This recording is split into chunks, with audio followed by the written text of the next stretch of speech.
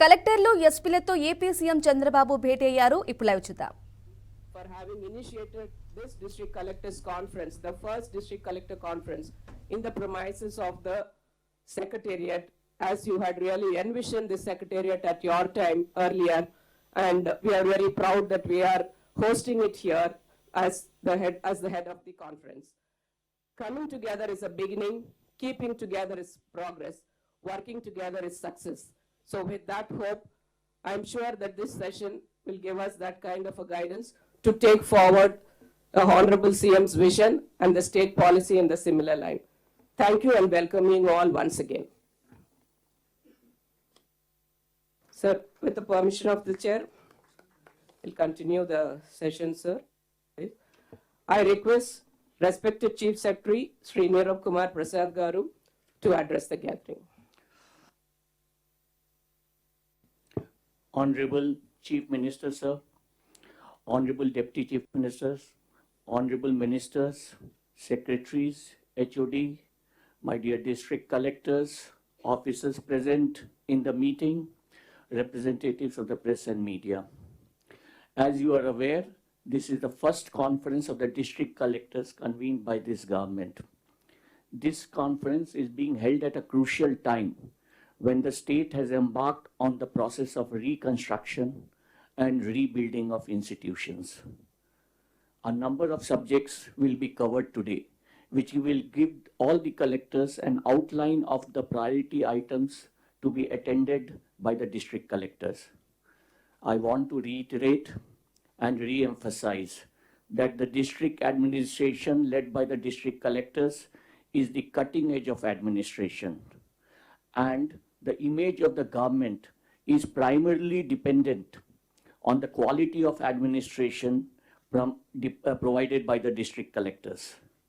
Hence, it is very important that the collectors recognize this fact and take full responsibility and accountability of the whole district administration.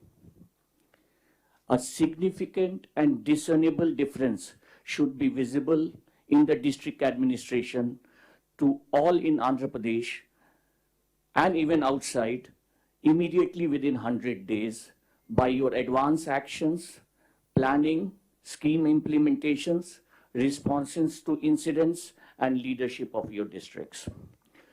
Citizens are the cornerstone of the new government, and it is essential that all the grievances of the people are appropriately and timely addressed.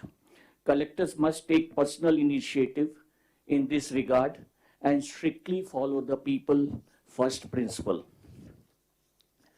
Some of the issues arising in the district may require systemic improvement or policy changes.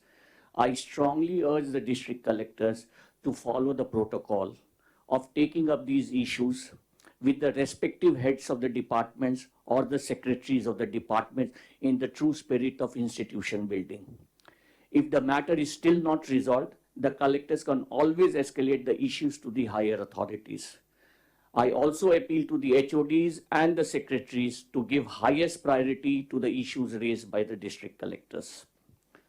It is also important that all collectors recall the basic traits of a good administrator, and this is very important for all of you to follow. You must be a thoroughbred professional, transparent and fair in your dealings, and one who discharges his duty with full integrity and anonymity. I congratulate all the district collectors for conducting the doorstep distribution of NTR Bharosa pensions very successfully on the 1st, 2nd July and the 1st of August.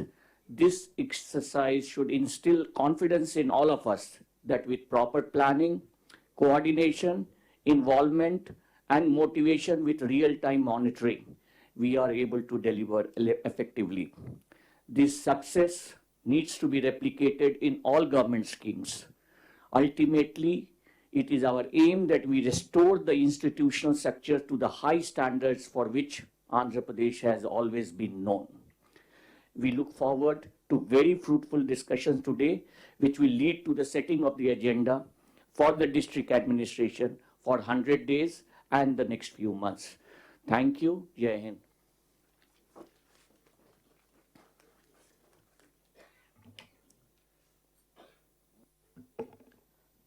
Thank you, sir. Now I request and call upon the Honorable Revenue Minister, Shri Anagani Satyaprasad Garu, to give the introductory remarks, please. గౌరవనీయులు మాన్యులు ముఖ్యమంత్రి వర్యులు చంద్రబాబు నాయుడు గారికి, పెద్దలు ఉప ముఖ్యమంత్రి గారు పవన్ కళ్యాణ్ గారికి, సహచార మంత్రివర్గ సభ్యులకు, అలాగే చీఫ్ సెక్రటరీ గారికి, ఈ సమావేశానికి హాజరైనటువంటి కలెక్టర్లకు, శాఖాధిపతులకు, ముఖ్య కార్యదర్శులకు, ఇతర అధికారులకు, అలాగే నా పత్రికా సోదరులందరికీ కూడా నా నమస్సులు. ఎన్డీఏ కూటమి ఏర్పడిన తర్వాత ఇది మొట్టమొదటి కలెక్టర్ల సమావేశం.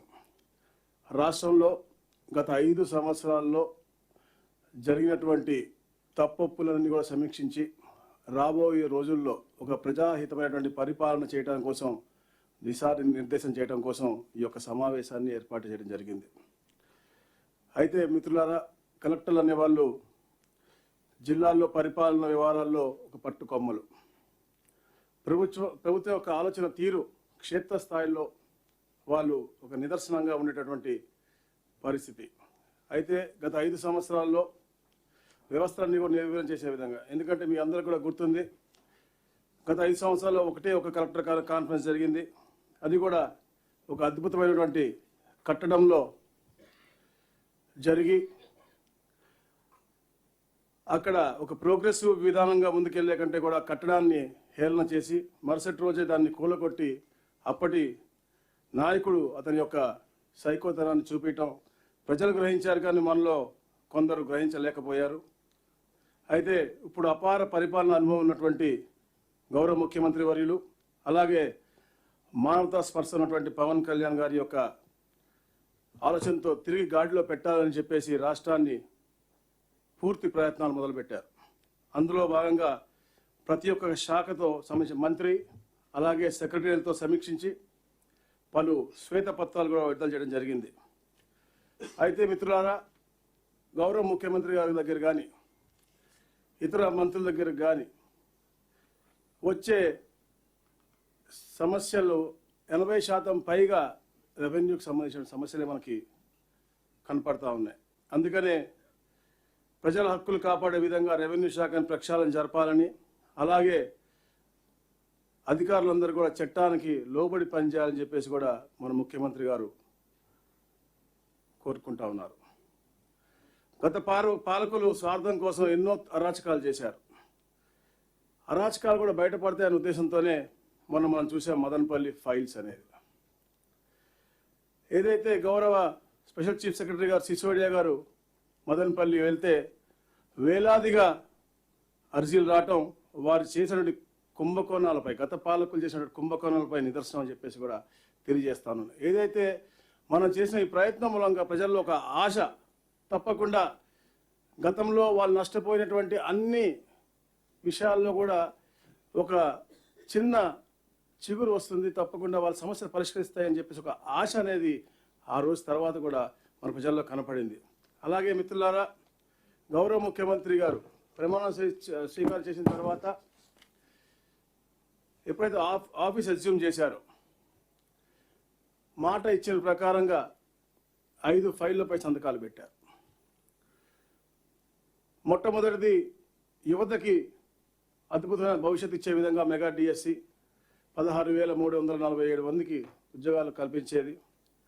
రెండోది అతి ముఖ్యమైనది ల్యాండ్ టైటిలింగ్ యాక్ట్. ఏదైతే హక్కుదారుని కూడా అతని హక్కులన్నీ కూడా నిర్వీర్యం చేసుకుంటూ డబ్బున్న వ్యక్తి దగ్గర, పొలిటీషియన్ దగ్గర, లేకపోతే ఒక ఆఫీసర్ కాళ్ళ దగ్గర ఉండే విధంగా అతని హక్కులు కాళ్ళ రాసే విధంగా ఉన్నటువంటి ల్యాండ్ టైటిలింగ్ యాక్ట్ని రిపీల్ చేస్తామని చెప్పాము తప్ప అది అసెంబ్లీలో కూడా మన యాక్ట్గా పెట్టి మన దాన్ని రిపీల్ చేయడం జరిగింది. అలాగే మూడో సంతకం ఏదైతే అన్నా క్యాంటీన్ల పునరుద్ధరణ ఉందో ఈ నెలలో పూర్తిగా అన్నా క్యాంటీన్లు పునరుద్ధరించే విధంగా కూడా ముందుకెళ్తా ఉన్నాం. పెన్షన్లు కూడా అద్భుతంగా కలెక్టర్లందరూ కూడా పర్యవేక్షణలో 1వ తారీఖున 97% ఏంటంటే ఈ యొక్క పరిపాలన విధానం మీ అందరూ కూడా చూసి మీరు కూడా క్షేత్రస్థాయిలో అమలు చేయడం నిజంగా మీ అందరూ హర్షణీయం అని చెప్పి తెలియజేస్తాను. అలాగే స్కిల్ సెన్సస్ కూడా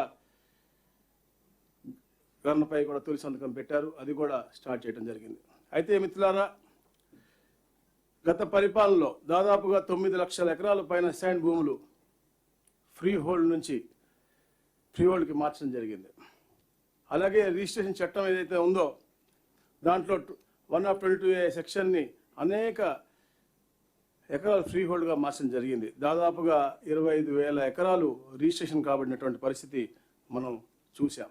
ఇవన్నిటిపైన కూడా కలెక్టర్లందరూ కూడా నేను రిక్వెస్ట్ చేస్తా ఉన్నాను, తరోగా ఒక వెరిఫికేషన్ పెట్టుకుని ఎలాగైతే ఈ ల్యాండ్ అన్ని కూడా కన్వర్ట్ అయినాయో దీనిపైన ఒక ఎక్సర్సైజ్ చేసి మీ అందరూ కూడా పర్సనల్ అటెన్షన్ డివోట్ చేసి ఈ యొక్క